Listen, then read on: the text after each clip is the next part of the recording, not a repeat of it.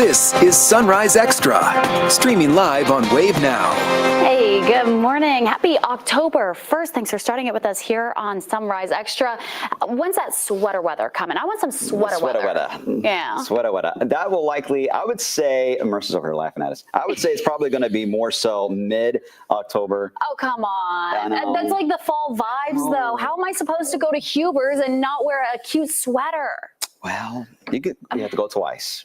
Okay, go once with that's the summer attire and then go back again with your fall attire. Perfect solution there. There you go. That was easy. All right, let me show you the latest look outside. And as we head out the door on this Wednesday, we're tracking a clear setup and a beautiful sunrise that is about 20 minutes or so away from poking above the horizon there. And nice twilight out there, right, this morning. So very comfortable, too. We've got 62 degrees officially in Louisville. That will likely be our low, it looks like, here for this morning. Some spots, even within the city, are down to the 50s. Bowman Field right now, where Kirsten Foot's been live here this morning. It's at 59 right now, 59 into Shively, 59 into New Albany at the moment, and 57, a pair of them, across Clark County, Indiana. Very comfortable indeed, and this is actually very close to normal on these types of lows, but our highs are just way off the mark, and it's because the air is so dry, it heats and cools rapidly from day to night. So you have these big jumps from cool temperatures in the morning to summer-like numbers in the afternoon, and today is no exception on that. So a lot of sun expected. Only a few high clouds will roll in later today, but that just adds a kind of a finesse to the sky like a painting would later today. Otherwise, no impact will be had, with temperatures climbing to about 86, I think, here in Louisville. A lot of you will likely stay in the lower 80s as we get into this afternoon. So with that bright sun about to appear, Rob Wells, this is going to be one of those mornings, especially for traveling east. Better be ready for that bright sun in your face. Absolutely. Keep the shades handy and the sunscreen, especially if you have a convertible. It's still a great day to put the top down. And I'm happy to say, as we welcome in October, no major roadway delays to tell you about. This is a live shot, 65 along the Lincoln. What a gorgeous depth of color and lights there. Everything moving along pretty smooth sailing. No trouble spots to report. Your typical construction areas, those are going to be busy out there as the crews work to make our roadways safer and better for all of us. So certainly give them a lot of time and extra room, and otherwise looking pretty smooth. Back over to you. Looks great. Thank you, Rob. Breaking overnight, the U.S. government is closed as lawmakers could not come together to pass a new funding bill. Roughly 750,000 federal workers are expected to be furloughed. Amy Kiley has a look at what this shutdown means for various government agencies. The federal government is now shut down. It's out of money because Congress can't agree on the funding plan. The main sticking point is health care. Democrats want to reverse Medicaid cuts and stop enhanced Obamacare subsidies from expiring. We need to stop these premiums from going up dramatically. They're arguing a December policy debate for a September funding issue. The Congressional Budget Office estimates about 750,000 federal workers face furloughs. It says they'd otherwise make $400 million a day. Essential employees must work without pay. Social Security checks will come in. National Weather Service, they'll still be producing forecasts. We're talking about the Department of Veterans Affairs. Those will still be open. Medicare will still be going on, and unemployment insurance will, in fact, still be reaching the people who, of course, need it most. The State Department might be slow to issue passports. The military remains in place, but just under half of civilian defense employees are furloughed. National parks have skeleton crews. The FDA says food inspections are affected. As for transportation, about 3/4 of FAA staff are working without pay, a central issue in the last shutdown. 10 controllers actually called out sick, and it led to massive delays. And they said, you know what, we need to end this shutdown. I'm Amy Kiley reporting. Today, the Senate will be back in session with 2 more votes on efforts to end the shutdown. During President Trump's first term, the U.S. endured its longest ever government shutdown at 35 days. If this shutdown continues, more and more people in our area will start to feel the pinch. Wave News reporter Marissa Burke is joining us now with more on the local impact. Marissa. Olivia, records show that September of last year, there were 48,000 federal workers across Kentucky and southern Indiana. Those people and hundreds of thousands of other federal employees risk being furloughed. National parks will close, including Abraham Lincoln's birthplace and Mammoth Cave. The FDA can ensure that meat, milk, and eggs of livestock are safe for people to eat. Other industries that will be impacted include air travel, meaning operations over at Muhammad Ali International Airport. Kentucky Democratic Representative Morgan McGarvey says that he has reached out to TSA about the thousands of air traffic controllers who have to continue working without pay during the shutdown. I've already reached out to people at TSA, to the air traffic controllers, to people at HUD, getting those numbers together because, if the Republicans insist on shutting the government down and they want to do it for a long time, like Donald Trump did the last time he was president, then it causes major disruptions for everybody in all different types of life. On the other side of the aisle, Congressman Brett Guthrie blames Democrats for the shutdown. He says that Republicans tried to avoid a shutdown by passing a resolution that Democrats should have supported. Now, Guthrie's full quote is on our website, along with Congressman Morgan McGarvey's, and some of the services that won't be impacted include Social Security, Medicaid payments, and others. Marissa Burke, Wave News. Meanwhile, state-level cuts across Kentucky could impact seniors who rely on programs like Meals on Wheels. Funding cuts that start today will lead to about a 60% reduction for Meals on Wheels. Services would go from 5 meals a week to only 2. Governor Andy Beshear confirmed the funding support from the American Rescue Plan was running dry, and for some communities, the consequence may mean Meals on Wheels cannot afford to serve them food. There's a lot of seniors we have that just cannot cook for themselves. They don't have anybody that can come in on a regular basis and cook for them. And the only way they can get a decent cooked meal is by the Meals on Wheels program. Governor Beshear says more funds can be allocated to senior centers for their delivery program next year, but it would be a limited response because of the lack of available resources. State lawmakers could take up the funding issue, but not until the next legislative session in 2026. Today, loved ones, colleagues, and friends will celebrate the life and legacy of longtime Jefferson County Sheriff John Aubrey. Aubrey died last Wednesday at 86 years old. His visitation is today from 11 to 6 at Southeast Christian Church on Blankenbaker Parkway. Funeral services will be tomorrow morning at 10:30. Aubrey will be buried at St. Michael's Cemetery off Ellison Avenue. Today, interim Jeffersonville Police Chief Scott McBoy is expected to be sworn in as full-time chief. McBoy has been in the interim role since August, replacing former Chief Kenny Kavanaugh. McBoy has 17 years of experience in law enforcement and previously served as the Assistant Chief of Police in 2015. A swearing-in ceremony will happen during a meeting of the Board of Public Works at 9:30 this morning. Some supporters of Louisville's independent inspector general are worried that he might not keep his job.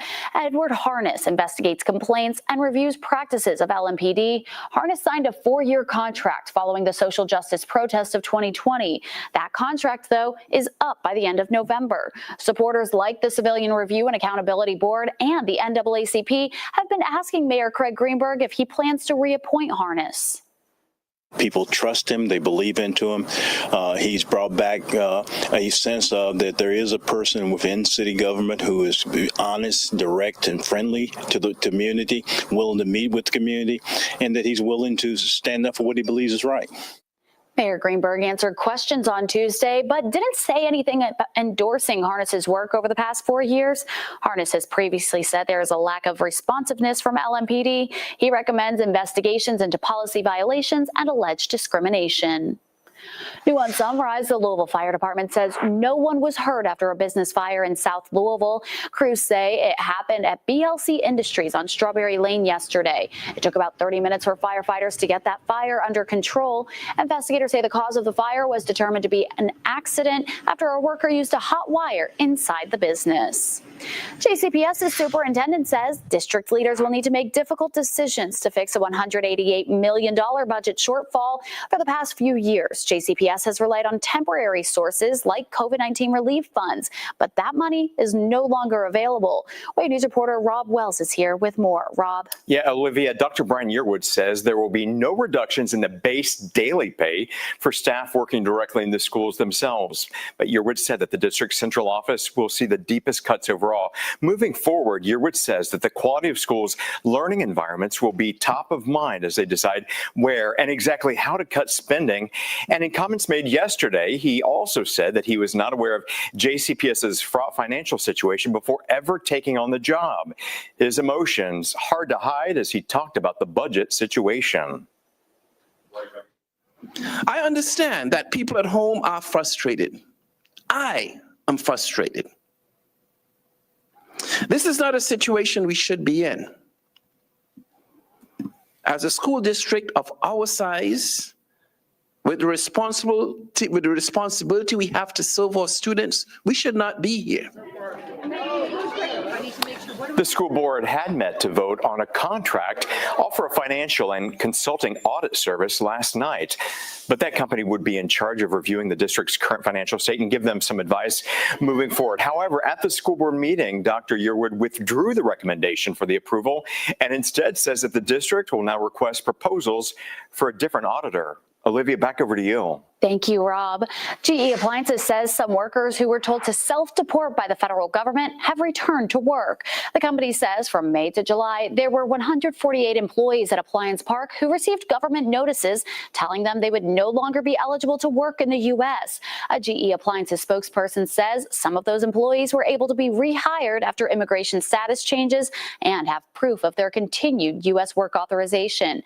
So far, the company says they've had 9 employees return since the summer. A celebration highlighting one of Louisville's iconic spots coming up this weekend. We're taking a live look at what's expected at the Bowman Fest.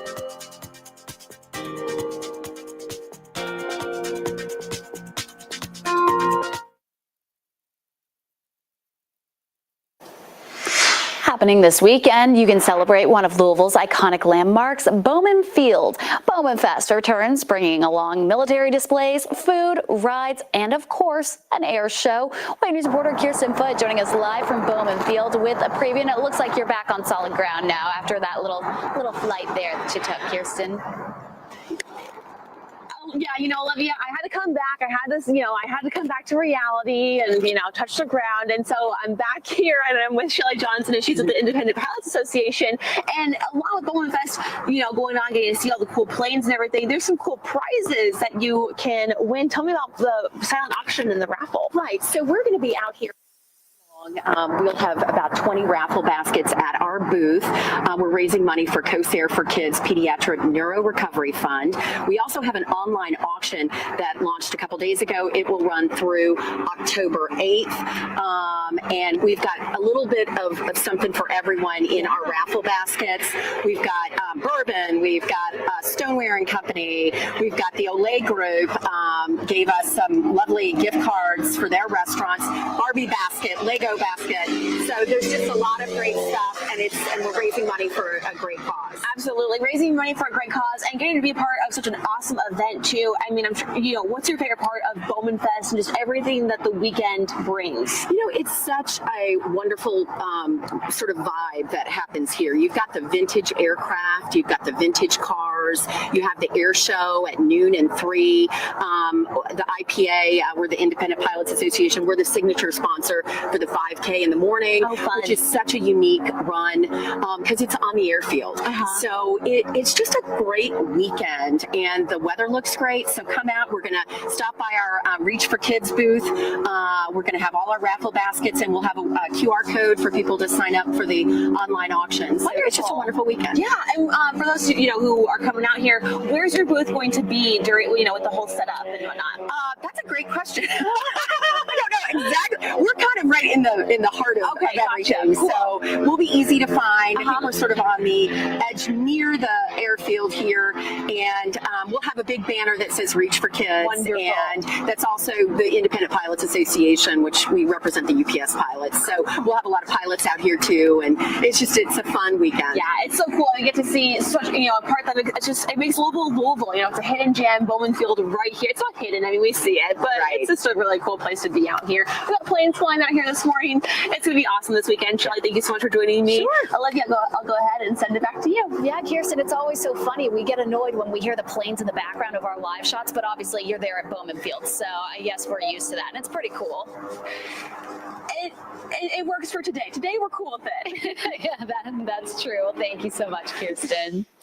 While everyone is doing pumpkin spice flavors, Bojangles is welcoming its latest limited time flavor, the Salted Caramel Apple Crisp. The new sweet dessert is crafted with warm, comforting ingredients and a touch of southern flair. The Salted Caramel Apple Crisp features a warm apple topping, cinnamon streusel, and salted caramel served over a Bojangles made from scratch buttermilk biscuit. This all-new seasonal sweet treat is available now through the end of the year at participating Bojangles locations. Sounds like a taste of fall right there, Brian. Yeah, kind of all mixed in together there, which is always that time of year we start hearing about all these special treats that show up on the menu. Always love that. And by the way, to kind of backtrack just a slight bit there about Bowman Fest, kind of an update on how things are looking. I think everyone knows the weather is looking good, right? But how good are we talking? Well, right now it looks like mid-80s. But it won't feel like that really when you're out there at Bowman, especially when you're in an open area like that off of Cannons Lane. You get a little bit more of a breeze at times. And so they may actually feature a few more cumulus clouds, so that may allow for more of the off and on sun. So maybe that'll help taper down just a bit. But either way, some years we've had high wind events and heavy rain before threaten Bowman Fest. So this year looks like the weather is not going to be a huge factor. In that sense, that's a big plus. It's not the only thing going on. There are a lot of events. I can't cover them all right now, but I'll highlight another real quick, and that's the St. James Court Art Show. Always a big one for early October.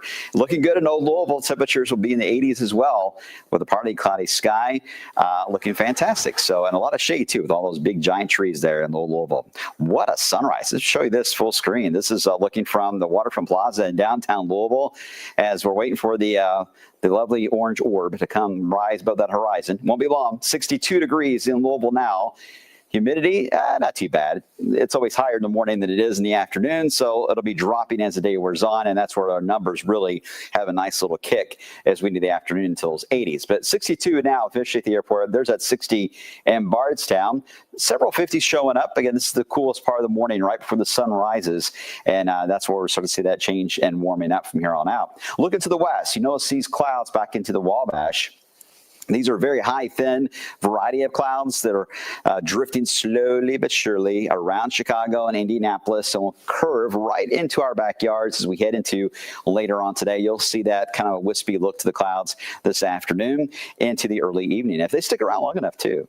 not only do we have a nice sunrise, we could have a really awesome sunset with those around. A wider view shows it's quiet still in the southeast corner of the country. We still got our twinsies, the two hurricanes out here into the Atlantic. Here's Umberto, which is about to become just a low pressure and a cold front. It's falling apart rapidly here, so it won't be really on the map much longer. And then we got a Milda, which you can see that eye still trying to show up. It's still a Cat 1, but forecast to go to a Cat 2.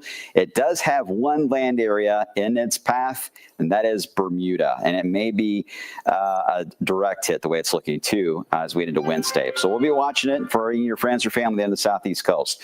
Interestingly enough, a piece of a Milda is getting torn off now, like you would pull on a piece of cotton candy. It's getting pulled off and basically draped across the Keys all the way into the panhandle of Florida. It will stay there for much of this week, but next week it may get a kick and flow right into our area. And if so, that's really where a majority of our rain chance will show up. And that may take until Tuesday or Wednesday next week. But until then, it will stay on the dry and very warm side, Olivia. All right. Thank you, Brian. Temporary closures could soon be coming to the Louisville Public Library's main branch downtown. It's part of an $11 million renovation project that started in December of 2022. Right now, large portions of the library on York Street remain off limits. Louisville Mayor Craig Greenberg says if temporary closures are needed, the city will provide new options for regular visitors. Mayor Greenberg says a final decision will be made soon on the main library. McDonald's is looking to monopolize its sales with the return of a classic game. Monopoly is coming back to the fast food chain on October 6th. The promotion is based on the classic Hasbro board game that made its debut with McDonald's back in 1987. Customers have a chance at winning prizes from free food to 1 million American Airlines miles and even a Jeep Grand Cherokee. One lucky player will win the $1 million in cash. The last time McDonald's hosted the Monopoly promotion was back in 2014, so it's been a while, and maybe that'll bring some of us back to McDonald's. Coming up next on Sunrise Extra, the Speed Art Museum is opening a new attraction. We'll tell you how the new addition adds more value to the community.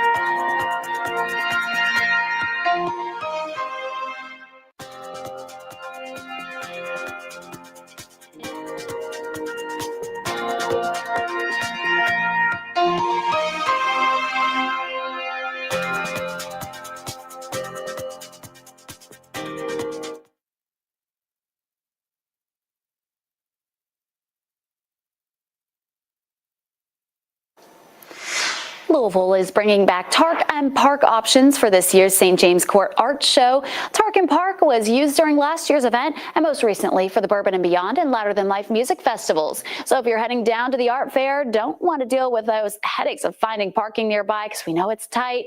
You do have some options, so you can park at the Brown Hotel parking garage located at 658 South 3rd Street for just $15.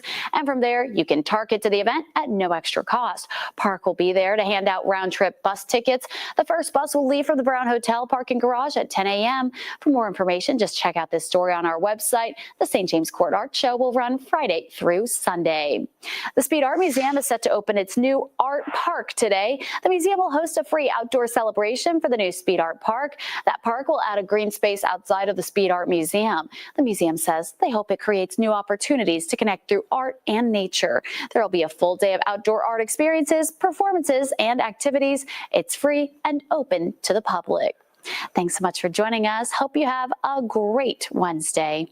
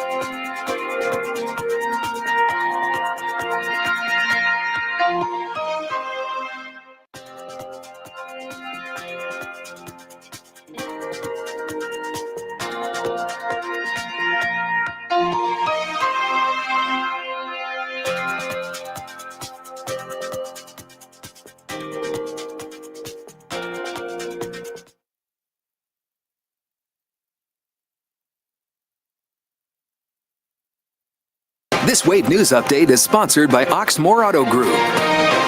Good morning. I'm Olivia Russell. You're watching Wave. JCPS's superintendent says district leaders will need to make difficult decisions to fix a $188 million budget shortfall. For the past few years, JCPS has relied on temporary sources like COVID-19 relief funds, but that money is no longer available. JCPS Superintendent Dr. Brian Yearwood says there will be no reductions in the base daily pay for staff working directly in schools. The district's central office will see the deepest cuts.